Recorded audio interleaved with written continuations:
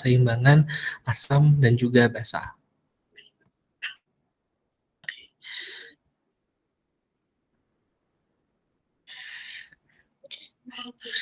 Di sini adalah gambaran dari pH dan, saya harap Anda sudah tahu semuanya pH. Di sini pH normal adalah 7 dan jika semakin kecil pH, maka akan semakin asam, sedangkan semakin besar semakin basa. Kemudian pH sendiri itu dipengaruhi dengan jumlah ion H+ yang ada di dalam tubuh manusia. Semakin bertambah jumlah H+, akan semakin asam dan pH-nya akan semakin turun. Sebaliknya, semakin sedikit jumlah H+, pH-nya akan semakin basa dan pH akan semakin naik. Karena semakin asam pH-nya semakin turun, semakin basa pH-nya semakin naik. Dan pH normal ini adalah 7. Oke, kita next. Di sini, pH atau potential hidrogen merupakan negatif log dari konsentrasi H+ yang ada di dalam tubuh. Atau gampangnya adalah pH menggambarkan jumlah hidrogen yang ada di dalam tubuh kita. Oke, sekarang kita bisa turun ke bawah. Di sini ada natrium, kalium, dan hidrogen. Ini adalah komponen atau batas normal ya. Natrium itu 135 sampai 145 mili ekuivalen per liter.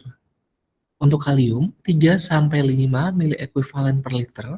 Dan untuk hidrogen, 0,00000004 ekuivalen per liter.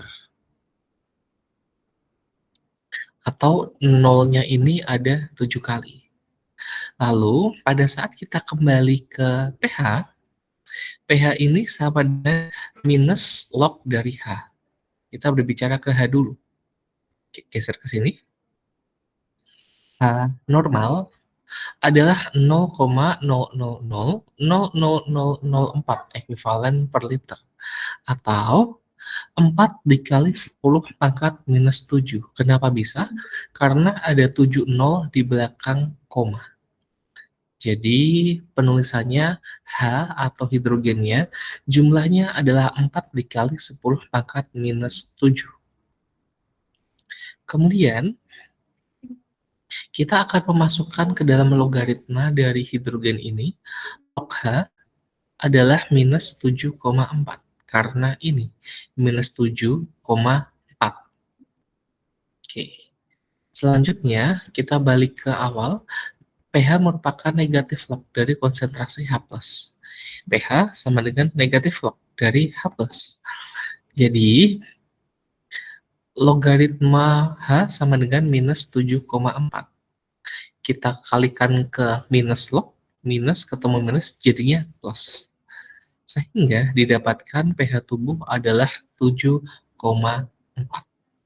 Karena pH merupakan negatif log dari konsentrasi H+. Jadi pH dia menggambarkan jumlah hidrogen yang ada di dalam tubuh kita. Next. pH dipengaruhi oleh ion H+. Contoh, jika ion H+ naik 10 kali lipat, maka pH akan turun. Kenapa?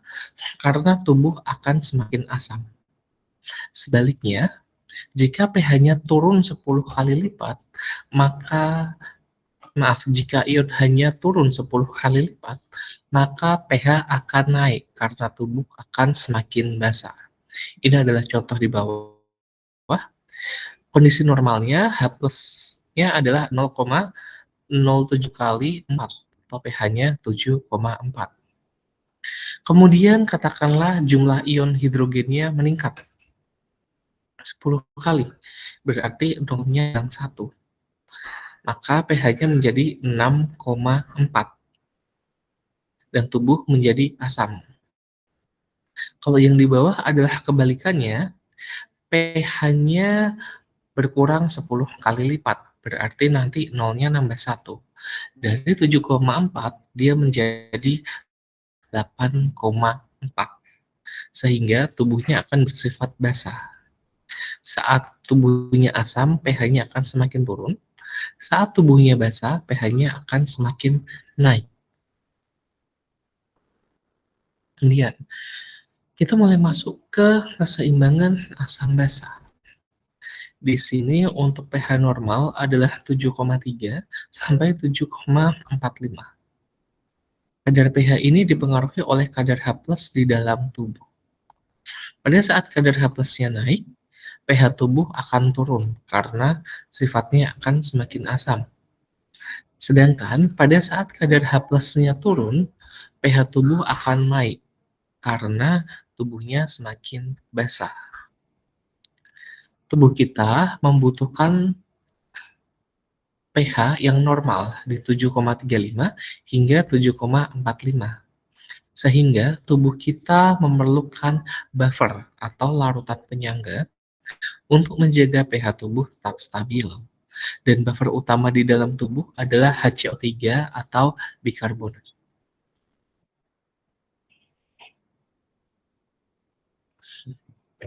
Ini adalah gambaran dari pH.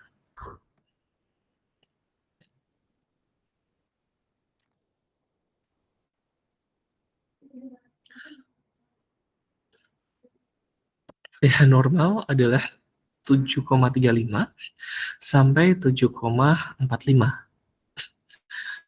Sedangkan untuk buffer adalah HCO3 ini. Dia yang membantu menjaga agar pH-nya normal tetap di sini. Nanti pada saat jumlah H plusnya itu naik, pH tubuh akan turun dan tubuh mengalami yang namanya asidosis atau tubuhnya asam. Sebaliknya, pada saat jumlah H-nya turun, maka pH tubuh akan bersifat basah dan nanti pH-nya akan semakin naik. Di sini tubuh mengalami alkalosis atau kondisi basah.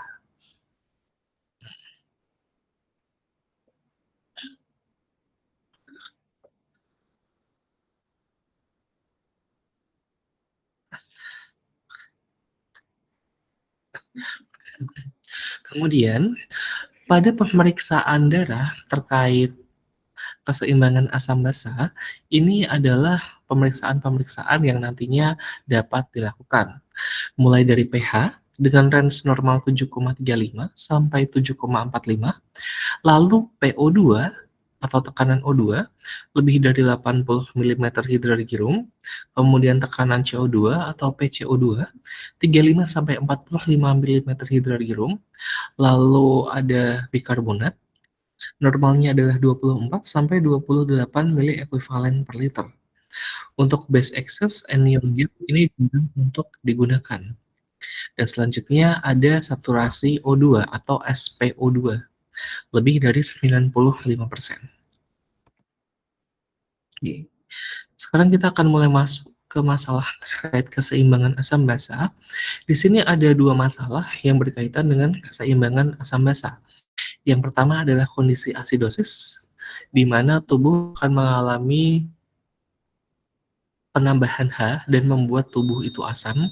Di bawahnya adalah alkalosis, di mana kondisi tubuh hanya itu berkurang dan kondisi di dalamnya basah. Asidosis maupun alkalosis tidak baik untuk tubuh kita, sehingga yang optimal adalah pH yang normal. Kemudian, kondisi asidosis dan alkalosis ini muncul karena suatu penyakit. Jatuhnya, orang itu ada masalah dulu, ada penyakitnya dulu, dia sakit dulu, baru nanti muncul asidosis atau alkalosis. Kemudian, asidosis atau alkalosis ini nanti akan menjadi pemberat penyakit yang muncul tadi, sehingga harus kita tangani juga. Karena kalau tidak tertangani, asidosis alkalosis ini sifatnya adalah life threatening. Jadi kalau kondisinya jelek, pasiennya bisa plus atau bisa meninggal.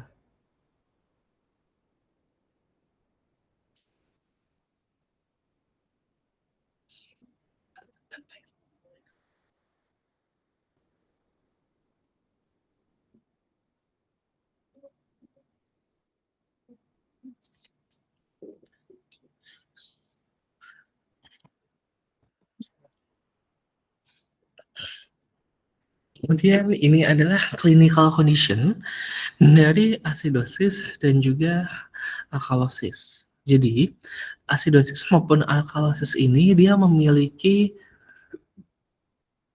tipenya masing-masing, mulai dari asidosis metabolis, kemudian asidosis respiratori, lalu asidosis metabolis terkompensasi parsial, asidosis metabolis terkompensasi sempurna, asidosis respiratori terkompensasi parsial, serta asidosis respiratori terkompensasi sempurna.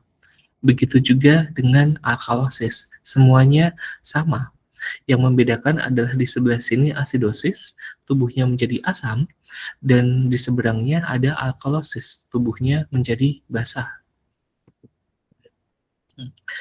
Kemudian ini adalah penyebab atau kondisi yang nantinya akan membuat tubuh mengalami metabolic acidosis atau tubuhnya menjadi asam karena ada gangguan metabolisme. Di sini ada kerusakan ginjal, kemudian systemic loss dari bikarbonat, diare, lalu adanya ketoasidosis maupun lactic acidosis. Selanjutnya untuk yang asidosis respiratori, berarti ini adalah kondisi asidosis, pH tubuhnya turun, tubuhnya semakin asam, dan masalahnya ada di masalah pernapasan atau respiratori. Penyebabnya ada mulai dari hipoventilasi atau napasnya dia yang sedikit, kerusakan pulmo, kemudian pneumonia, pneumotorak, hingga kondisi overfeeding. Kondisi overfeeding ini nantinya akan sering ditemukan jika tata laksana pada pasien dengan gizi buruk tidak dilakukan dengan baik. Nanti pasiennya akan mengalami refeeding syndrome atau muntah, sehingga muncullah kondisi lain lagi yang nanti akan memberatkan pasien. Kemudian kita masuk ke alkalosis, di sini pH pasien tinggi karena tubuhnya basah dan disebabkan oleh masalah metabolis.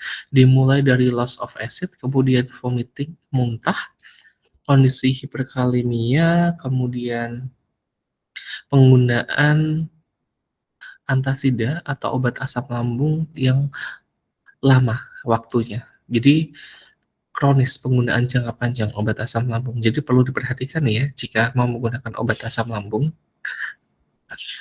Dan yang selanjutnya ini adalah alkalosis respiratori. Kondisi tubuhnya menjadi basah karena masalah di pernapasan. Apa aja masalahnya yang menyebabkan alkalosis respiratori? Di sini ada hiperventilasi, pneumonia, asma, bahkan anxiety juga berpengaruh hingga kondisi demam dan juga sepsis. Ini akan berpengaruh pada kondisi alkalosis respiratori. Oke, sekarang kita masuk ke sini. Di sini adalah kondisi hyperventilation. Hyper itu lebih, ventilation itu berarti pasien yang napasnya cepat.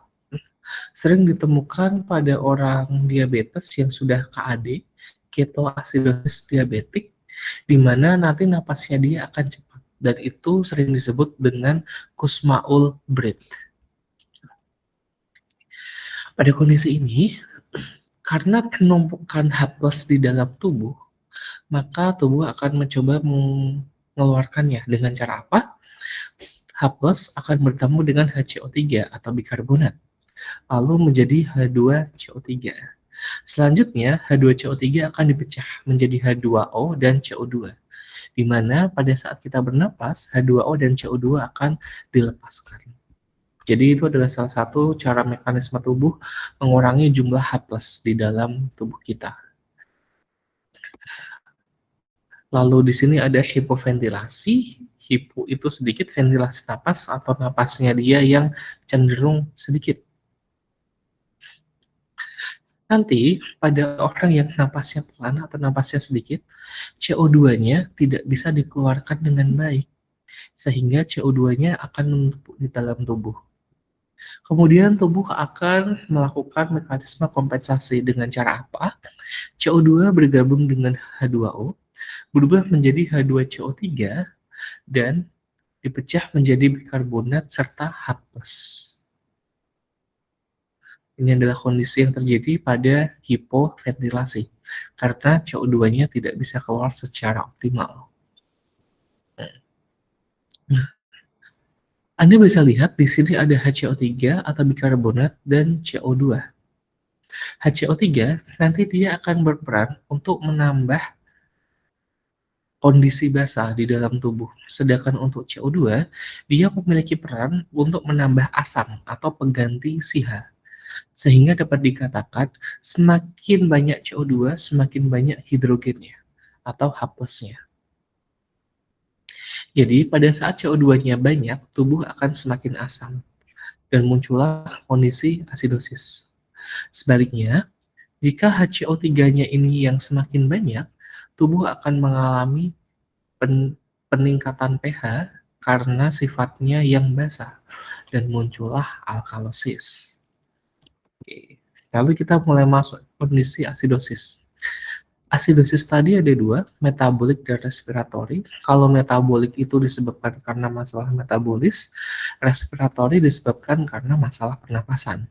Cirinya adalah pada kondisi asidosis metabolis, CO2-nya ini normal, tetapi HCO3-nya dia rendah, sehingga tubuh akan mengalami pH yang asam. Karena apa? HCO3-nya di sini rendah, jadi muncullah asidosis. Sedangkan untuk yang respiratori, di sini HCO3-nya normal, tetapi CO2-nya yang tinggi. Maka tetap kembali lagi CO2 kan mewakili H+ ya. Semakin banyak maka akan semakin asam dan muncullah kondisi asidosis. Nantinya, baik itu metabolik maupun respiratori akan ada kompensasinya masing-masing. Kompensasinya berkaitan dengan pH. Pada kondisi asidosis, pH-nya akan turun. Yang normalnya 7,35, dia turun menjadi 7,30. Itu sudah menandakan adanya asidosis. Lalu, tubuh pun nanti juga akan mengalami kompensasi. Agar apa? pH-nya kembali. Dan pada saat pH-nya kembali ke normal, katakanlah 7,35, maka baik itu metabolik maupun respiratori akan terkompensasi secara sempurna. Begitu juga dengan kondisi alkalosis. Di sini pada saat alkalosis pH-nya itu menjadi basah. Dan tandanya adalah untuk alkalosis metabolis karena masalah metabolik CO2-nya normal, tetapi HCO3-nya dia berlebih, akan semakin basah, pH-nya akan naik, terjadilah alkalosis. Sedangkan untuk yang respiratori, HCO3-nya ini normal, tetapi CO2-nya sedikit. Jadi jumlahannya semakin sedikit, tetap balik lagi, akan terjadi si alkalosis, karena hanya sedikit dan tubuhnya tidak akan bersifat netral. Lalu tubuh akan mengalami kompensasi, baik di metabolis maupun respiratori. Nantinya pada saat katakanlah pH-nya pada saat kondisi alkalosis ini 7,5. Saat dia mulai bergeser pH-nya ke 7,45, kondisi pH normal, maka akan terjadi alkalosis metabolis terkompensasi sempurna atau terkompensasi total maupun alkalosis respiratori terkompensasi secara total. Jadi itu adalah gambaran terkait kondisi asidosis dan alkalosis. Dan materinya sudah selesai. Silahkan jika ada yang ingin ditanyakan. Jatuhnya ke pergeseran antara CO2 dan juga bikarbonat untuk kondisi keseimbangan asam basa ini. Silakan jika ada yang mau ditanyakan atau dikonfirmasi.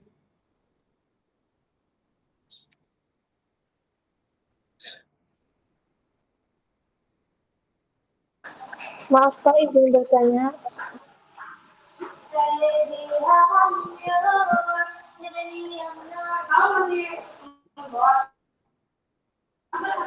Untuk yang asidosis, metabolik, sama respirasi, itu kan yang alkalosisnya boleh diulang lagi nggak ya Pak? Masih kurang paham.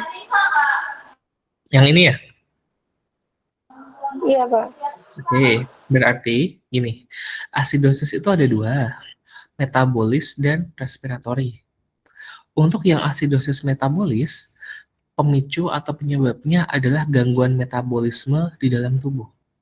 Sedangkan untuk asidosis respiratori, masalahnya ada di pernapasan. Lalu, untuk asidosis metabolis maupun respiratori, dia ada ciri khasnya masing-masing. Untuk asidosis metabolis, kondisi CO2-nya itu normal jumlahnya. Tapi HCO3 atau bikarbonatnya dia rendah atau low. Sehingga tubuhnya itu pH-nya bergeser menjadi asam. Karena yang satu normal, yang satu jumlahnya sedikit. pH-nya ketarik nih ke asam. Sedangkan untuk yang asidosis respiratori, tandanya adalah di sini HCO3-nya ini normal. Sedangkan CO2-nya itu tinggi atau high. Nantinya yang satu normal, yang satu ketinggian, pasti yang normal akan kegeret atau ketarik ke arah asidosis. Karena pH-nya dia akan ikut turun. Gitu Mbak. Untuk asidosis metabolis maupun asidosis respiratori. Dilihat, harusnya ini normal, itu dia yang kondisi sehat. Tidak asidosis, tidak alkalosis. Kalau asidosis metabolis, bikarbonatnya rendah, CO2-nya normal. Untuk asidosis respiratori, bikarbonatnya normal, CO2-nya tinggi. Itu. Kalau yang alkalosis bisa diulang lagi juga nggak Pak? Yang slide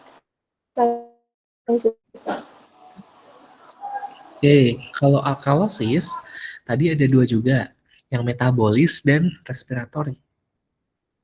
Kalau yang metabolis disebabkan karena masalah metabolisme nih. Tandanya adalah CO2-nya itu normal dan bikarbonatnya tinggi. Jadi ketarik ke arah basah, maka muncullah alkalosis. Sedangkan untuk alkalosis respiratori, di sini bikarbonatnya itu normal dan CO2-nya rendah. Jadi karena CO2-nya rendah, bikarbonat ini ketarik lagi ke arah alkalosis, ke arah pH yang tinggi karena tubuhnya menjadi basah. Soalnya si H+-nya ini berkurang. Jadi yang memang benar adalah bikarbonatnya normal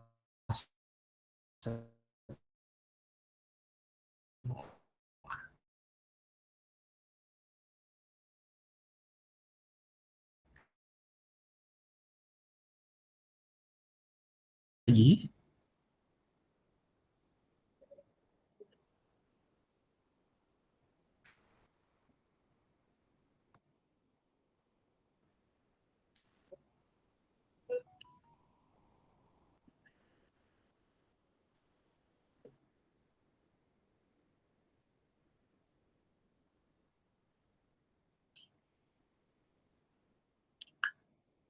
Apakah ada yang mau ditanyakan atau sudah cukup?